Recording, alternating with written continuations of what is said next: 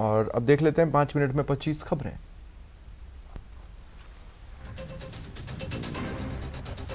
आज पुलवामा में हुए आतंकी हमले की पहली बरसी है। लिथपोरा कैंप में शहीद जवानों के लिए श्रद्धांजलि कार्यक्रम होगा। आज ही के दिन जैश के हमले में 40 से ज्यादा सीआरपीएफ जवान शहीद हुए थे। सीआरपीएफ ने आज ट्वीट किया, लिखा, हमने भूला नहीं, हमने छोड़ा नहीं, अपने भाइयों को सलाम करते हैं जिन्होंने पुलवामा में देश के लिए जान दी। हम उनके परिवारों के साथ कंधे से कंधा मिलाकर खड़े हैं। गृहमंत्री राजनाथ सिंह ने शहीदों को श्रद्धांजलि दी। ट्विटर पर राजनाथ सिंह ने लिखा, पुलवामा हमले को देश कभी नहीं भूल सकता और देश हमेशा से आतंकियों के खिलाफ कार्रवाई करता रहेगा। पुलवामा अटैक में मरुधरा के 5 जवान शहीद हुए थे। इनमें कोटा के हेमराज मीणा, जयपुर के रोहिताश लांबा, धौलपुर के भागीरथ सिंह, राजसमंद से नारायण गुर्जर और भरतपुर से जीतराम थे। आज पूर्व विदेश मंत्री सुषमा स्वराज की 68वीं जयंती है। इस मौके पर देश के सांस्कृतिक केंद्र प्रवासी भारतीय केंद्र का नाम सुषमा स्वराज भवन किया गया।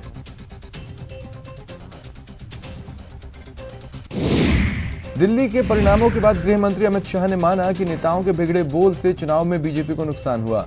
एक इंटरव्यू में शाह ने कहा कि चुनाव प्रचार के दौरान गोली मारो और पाकिस्तान वाले बयान नहीं देने चाहिए थे। अमित शाह ने साफ किया कि जीत हार से बीजेपी की विचारधारा पर असर पड़ने वाला नहीं है।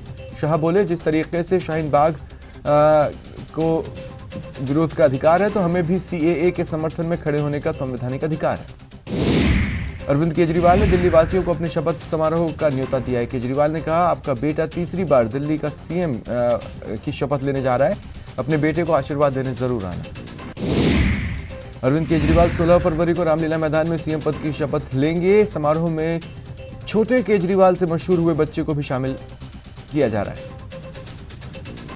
एएपी का दावा है, उनके राष्ट्र निर्माण कार्यक्रम से 24 घंटे में देश भर से 11 लाख लोग जुड़े हैं। जीत के बाद आम आदमी पार्टी ने मिस्ड कॉल के जरिए लोगों से राष्ट्र निर्माण से जुड़ने की अपील की थी। राजनीति में अपराधीकरण को खत्म करने को लेकर सुप्रीम कोर्ट ने बड़ा फैसला लिया। सुप्रीम कोर्ट ने कहा कि दागी कैंडिडेट को टिकट देने के बाद जनता को इसका कारण बताना होगा और पार्टी की वेबसाइट पर प्रत्याशी का आपराधिक रिकॉर्ड भी दर्ज करना होगा। मौजूदा लोकसभा में 542 में से 233 सांसदों पर आपराधिक मुकदमे लंबित हैं। इनमें से 159 सांसदों पर रेप और अपहरण जैसे गंभीर मामले हैं। रांची रिम्स में भर्ती चारा घोटाला मामले में सजायाफ्ता लालू प्रसाद के खिलाफ दायर याचिका पर आज सुप्रीम कोर्ट में सुनवाई होगी। निर्भया के दोषियों को अलग अलग फांसी देने की मांग वाली याचिका पर आज सुप्रीम कोर्ट सुनवाई करेगा। डेथ वारंट जारी करने को लेकर हुई सुनवाई में निर्भया के परिवार के वकील ने कहा कि जेल में बैठे अपराधी कानून के साथ खेल रहे हैं, जेल में एंजॉय कर रहे हैं और जब यहां से डेथ वारंट जारी होगा तो जाहिर तौर पर वो लीगल ऑप्शंस लेंगे। गैस सिलेंडर के दाम बढ़ने पर राहुल गांधी ने स्मृति ईरानी की एक पुरानी तस्वीर ट्वीट कर कहा कि वो एलपीजी सिलेंडर के दाम 150 रुपए बढ़ने के खिलाफ प्रदर्शन करें। बीजेपी के इन सदस्यों से सहमत है।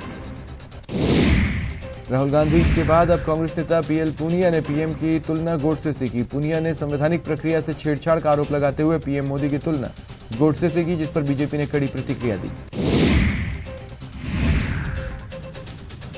टेरी के पूर्व प्रमुख और पर्यावरणविद आर.के. पचौरी अब इस दुनिया में नहीं रहे। दिल्ली के एस्कॉट हार्ट इंस्टीट्यूट में उन्होंने अंतिम सांस ली। सीएम अशोक गहलोत आज सभी जिलों के कलेक्टर से वीडियो कॉन्फ्रेंसिंग के जरिए रूबरू होंगे और लोक कल्याणकारी योजनाओं का फीडबैक लेंगे। राजस्थान का बजट 20 फरवरी को आएगा। ये बजट सीएम अशोक गहलोत पेश करेंगे। इस दौरान कई नई योजनाओं का ऐलान हो सकता है। सीएम गहलोत ने कल विधानसभा में राज्यपाल के अभिभाषण का जवाब दिया। सीएम ने बेरोजगारों को सौगात दी और 1,17,000 सरकारी नौकरियों की घोषणा की।